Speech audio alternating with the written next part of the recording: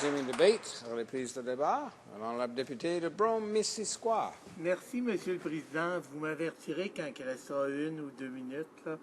Donc, Monsieur le Président, j'ai le plaisir de prendre la parole afin de donner mon appui à la motion M441. Elle demande au gouvernement fédéral d'offrir aux municipalités un outil plus rapide et plus efficace pour gérer les lacs sur leur territoire.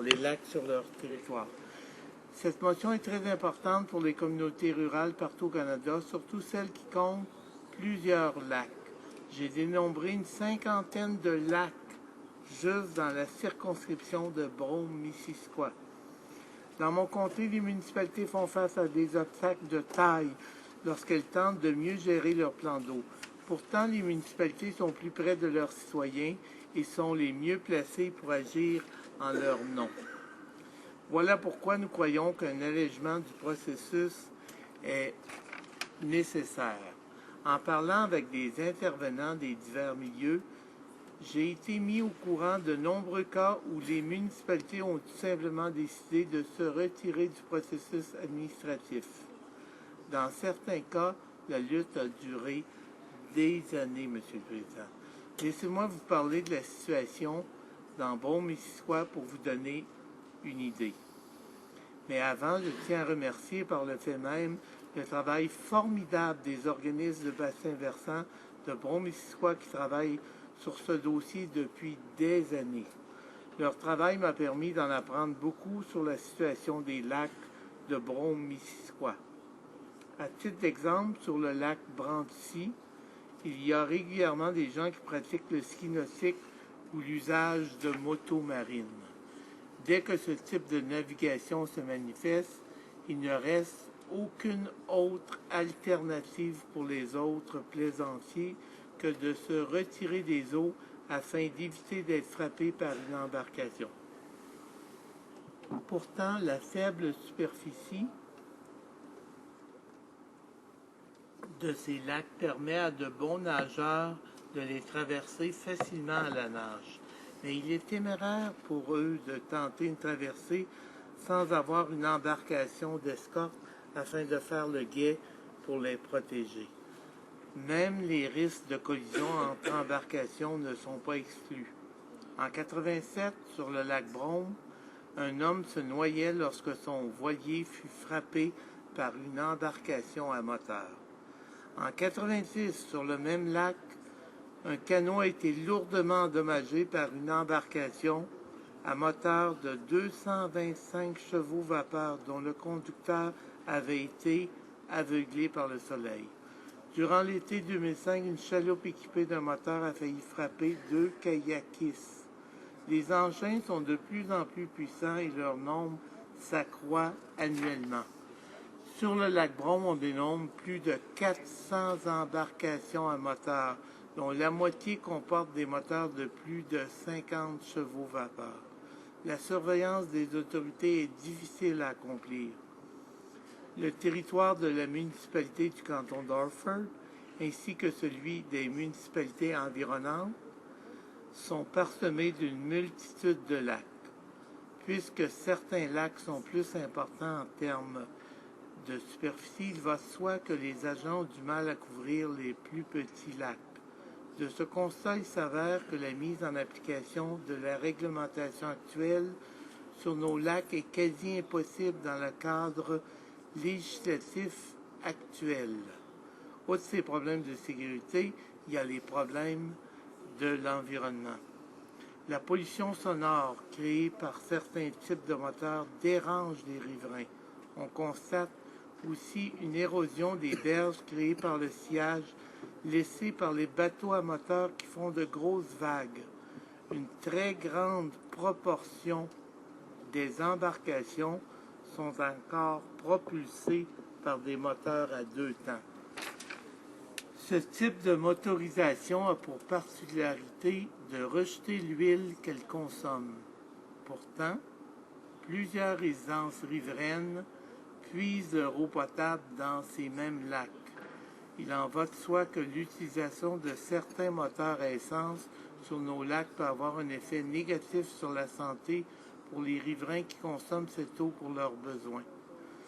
Face à ce constat, plusieurs demandent des restrictions sur certains types de moteurs à essence ou qu'on ne permette plus que des moteurs électriques afin de diminuer les risques de pollution par le rejet d'hydrocarbures. Le dossier de l'interdiction des embarcations moteurs à la chaîne des lacs dans le canton d'Orford a fait l'actualité plusieurs fois, M. le Président.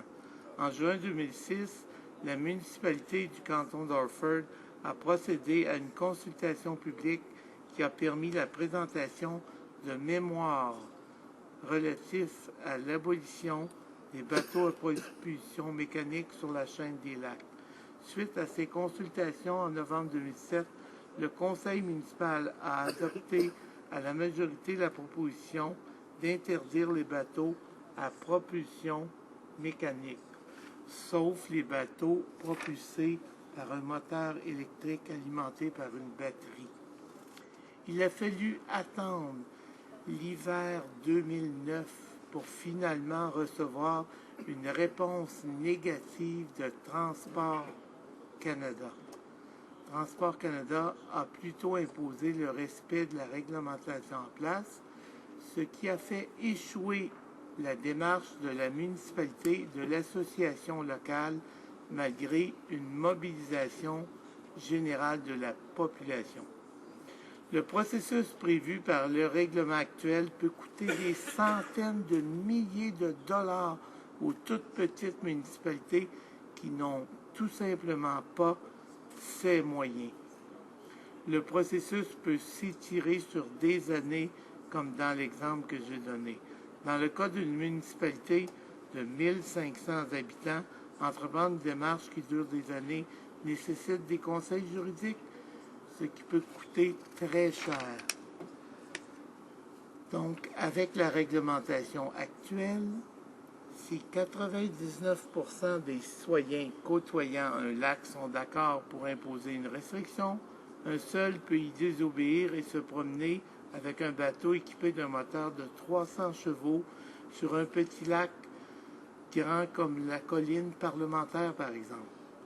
Avec la motion M441, nous avons l'occasion de travailler de façon non partisane sur cet enjeu.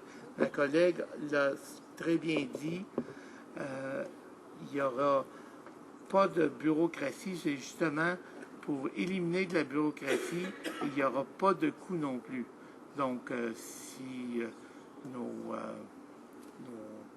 amis d'en face veulent voter pour cette motion-là, je les invite à voter dans le sens favorable à la motion M441. Nous croyons que les municipalités sont plus proches. Nous croyons que les municipalités sont plus proches des citoyens, dis-je, et sont bien placés pour assurer la paix sociale à ce sujet. Lors de mes nombreuses discussions avec des intervenants des divers milieux, 3 éléments principaux revenaient sans cesse dans nos discussions. La paix sociale par un meilleur contrôle des municipalités, une plus grande protection de l'environnement, ainsi qu'un allègement bureaucratique. Rappelons qu'en 2008, le résumé de l'étude d'impact de la réglementation confirme que l'augmentation des activités nautiques aurait entraîné une augmentation des conflits entre les usagers des voies navigables. Plusieurs municipalités ont donc réagi en exigeant que des restrictions à la navigation puissent être imposées.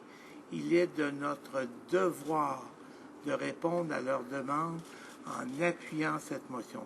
Déjà, plus de 40 municipalités ont signifié individuellement leur appui à notre motion et je vous invite tous à agir de la même façon. Merci, Monsieur le Président.